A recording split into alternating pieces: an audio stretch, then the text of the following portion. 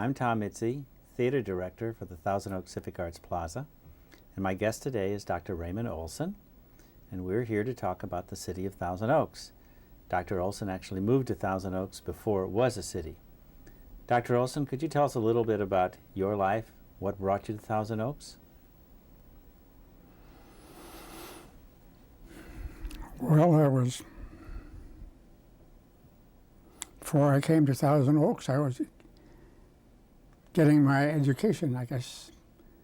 But I was born and reared on a farm in north central Iowa. My early education was at Waldorf College, Forest City, Iowa. That's in north central Iowa. And I was especially involved in the life of the church, of the Lutheran Church especially.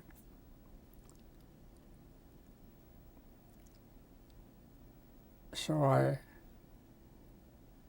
was a pastor, a clergyman in some of the congregations of the Lutheran Church before I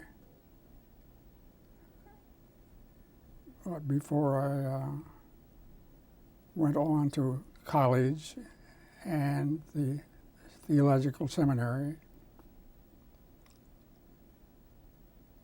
And it was there in one of these early colleges that I made important friendships, including the friendship with the gal who became my wife. And we maintained those ties and have now been married for 62 years. So we've tested it out pretty well. 62 or 63? It's 62. And it's been a wonderful association, a wonderful experience, wonderful friendships. We've been very fortunate people, having come to know the right people and the right experiences. When did you come to the Conejo Valley? We came to the Conejo Valley in '63, wasn't it? And what brought you here? Hmm? What brought you here? Why did you moved here from the Middle West? We came to the Conejo Valley from Minneapolis, where I was in my studies there. And what did you do when you first came here to the Conejo?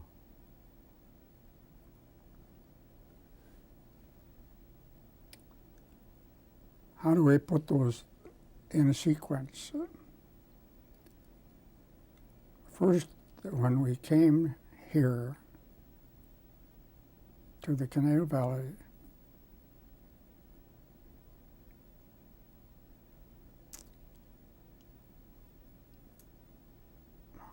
how do I answer that? You came to be president of CLU? Yeah, I get mixed up between CLU and Waldorf. Yes, it was to be president of Cal Lutheran. What are your earliest memories of Cal Lutheran? How did it develop and grow?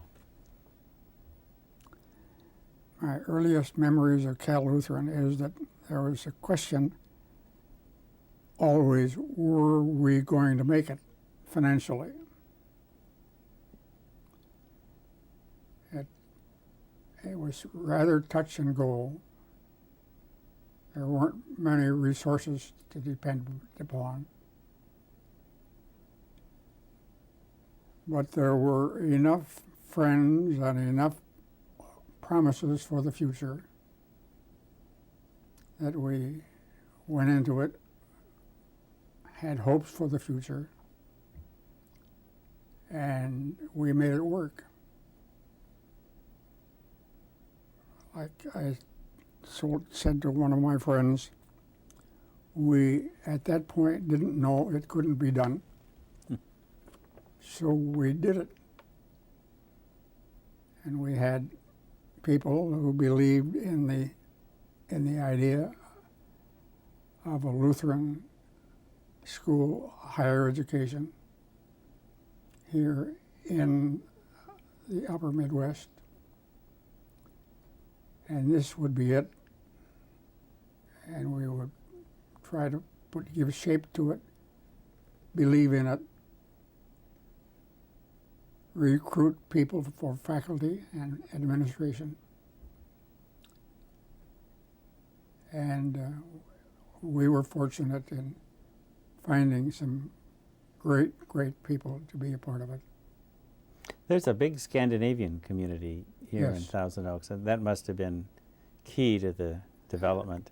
That was an important part of making it happen, was that there were quite a few Scandinavians, and along with them quite a few Germans. So that there were together quite a few, what's the term I want, of Lutherans,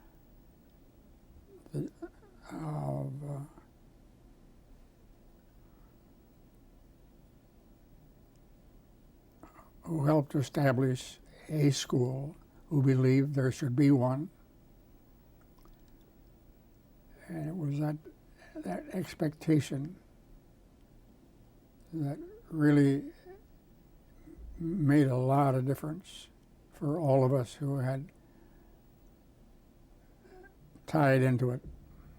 There were a lot of people who believed in what we were doing, who were prepared to the degree they could. They would put some money into it.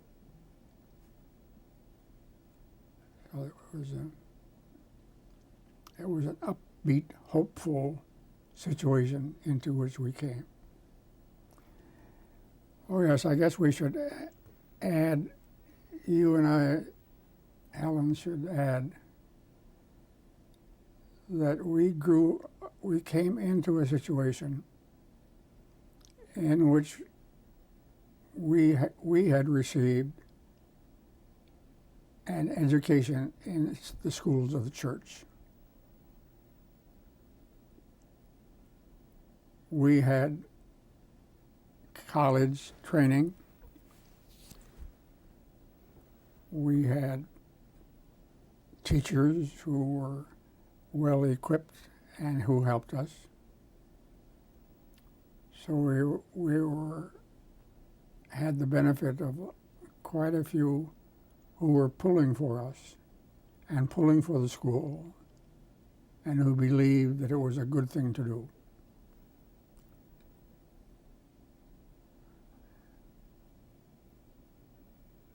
How has California Lutheran University impacted the city of Thousand Oaks?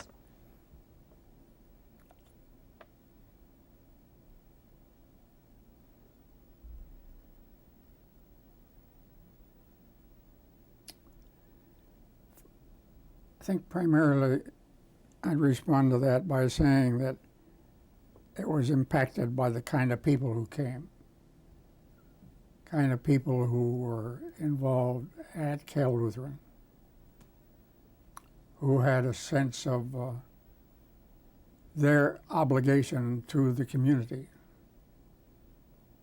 who felt they should be a part of making the community a good place, who wanted to bring good people here.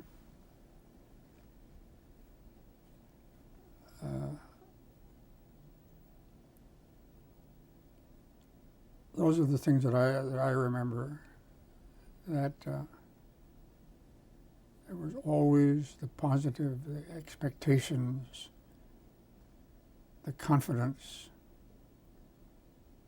that this was a place that was to be a good place for the future, and a lot of young people here in north central Iowa who would benefit from having the institution here. What is your most memorable experience living here in Thousand Oaks? What is the single, or is there a single event? In Thousand Oaks, Mm-hmm.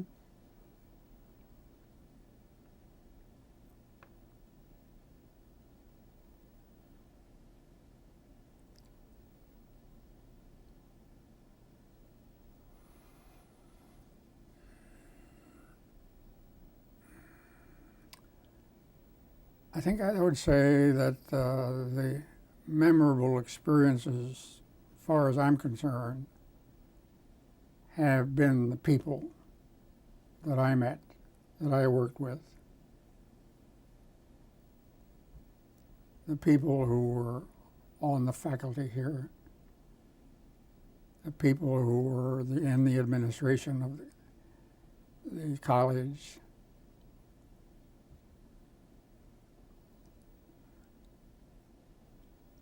There were a lot of good people.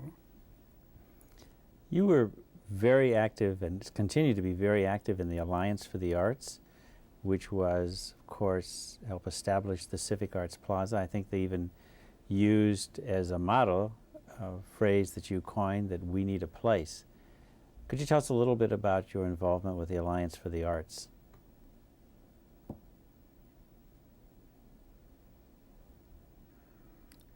Yeah, I'd like to do that.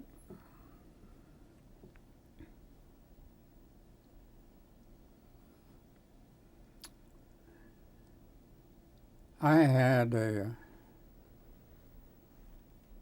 strong conviction as a person that we had an obligation to the community in which we were settled to do good things for this place, for the people who are here, for the people who would be on the faculty.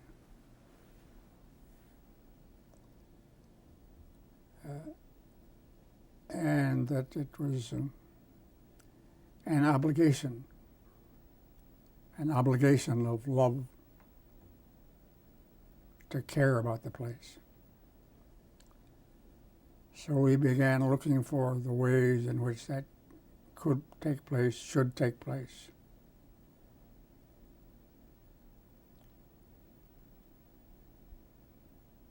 We began to take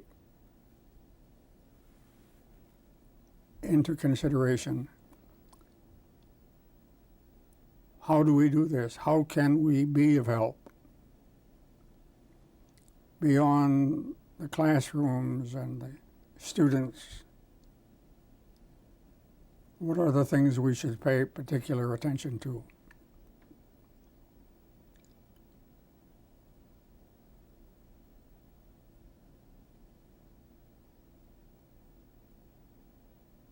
And it was in that setting that we said there is a place here for something that we started to call the Alliance for the Arts. Can we link these things together?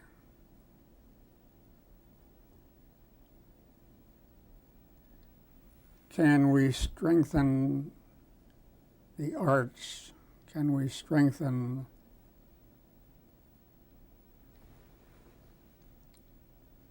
the words that I want?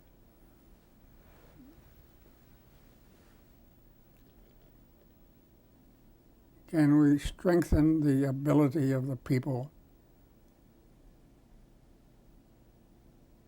to speak, to express themselves, to encourage,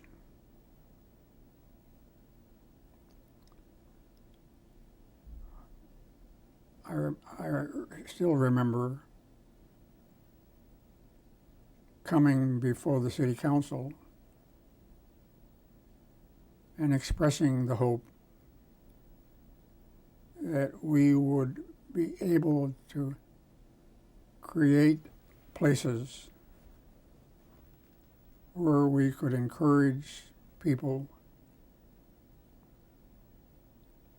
to be builders of the community that would the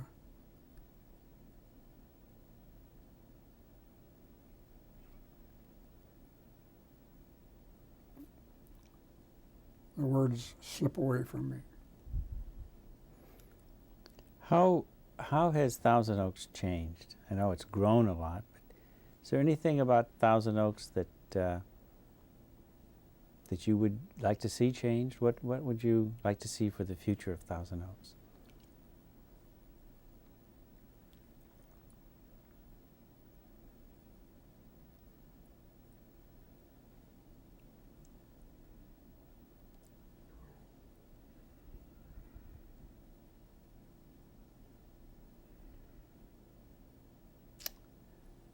The future for Thousand Oaks.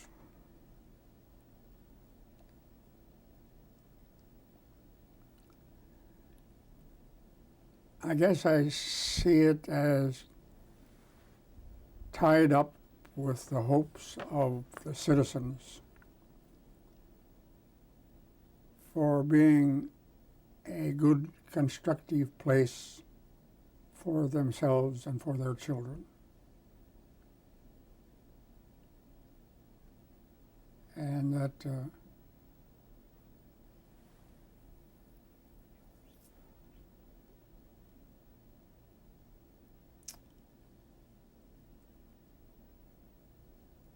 I wanted to see a place of good and great music, of good theater,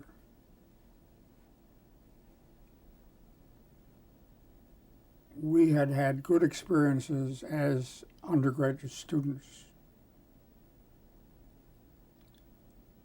We wanted that to be perpetuated with others who would follow us.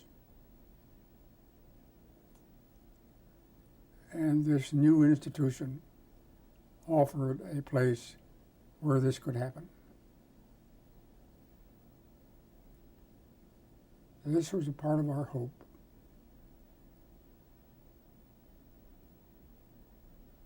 That it would be a place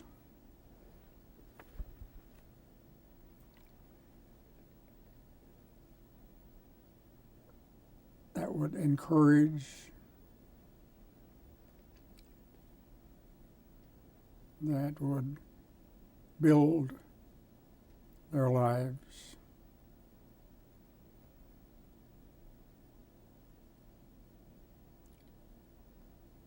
Some of the things that I think about.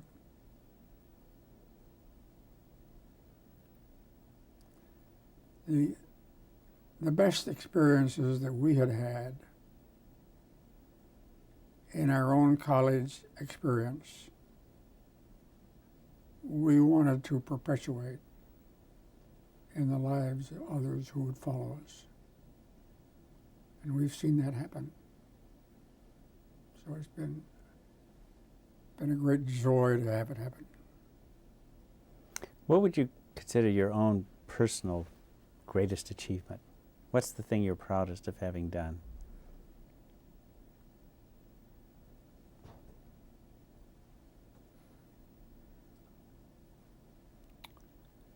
I guess the thing that I'm happiest about is having found my wife here.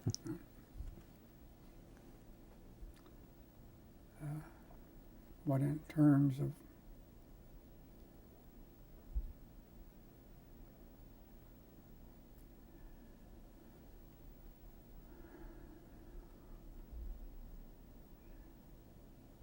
the things that I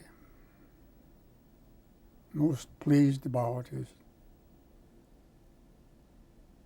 having the arts come alive for the people who live here, for the people who come here as students, for the people who would come here as members of the faculty. And it was a place of growing and rejoicing in the best experiences of a human society.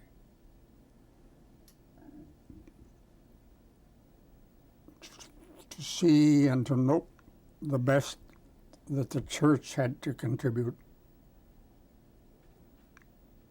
to the lives of people.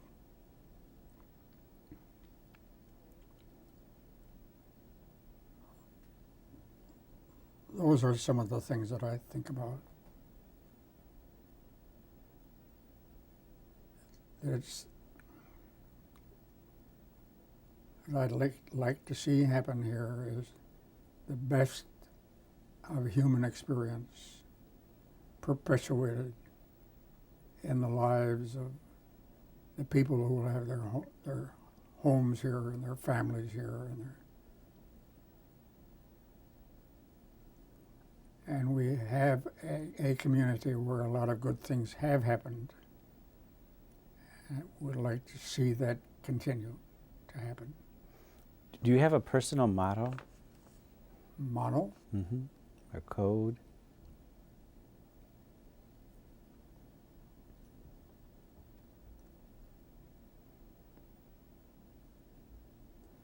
The one that comes to mind is the best use of life is to spend it for that which will outlast it.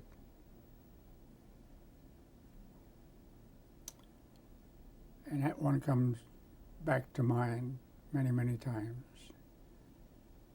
Life is to be spent, to be used in such a way that it goes on, becomes a part of the lives of others. How would you like others to remember you?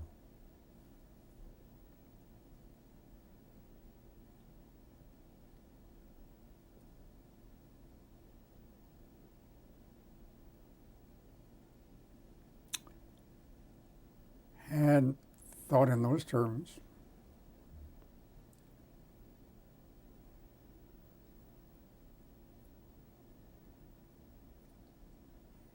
But I guess as a constructive human being,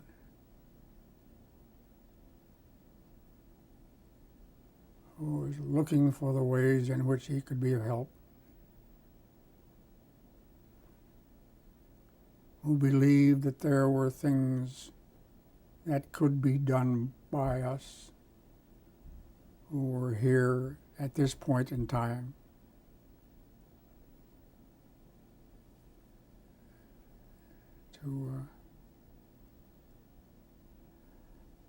I'd like to be remembered as a man of Christian faith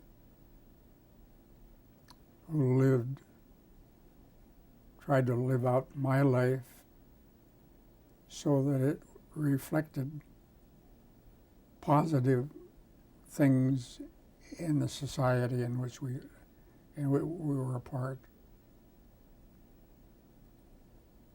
I'd like to be remembered as someone who was an encourager.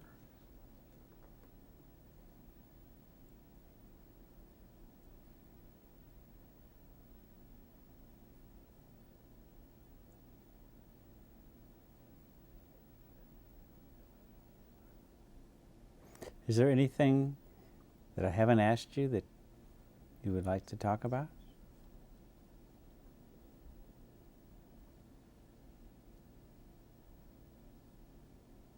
Any dreams for the future?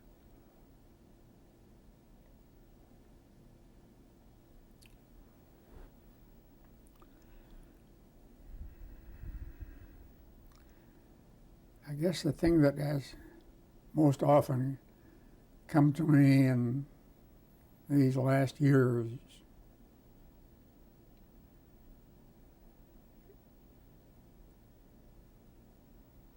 is the conviction that we don't always have to change everything, that there are good qualities out of the experiences of the past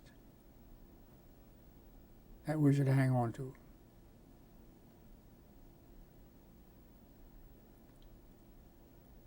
That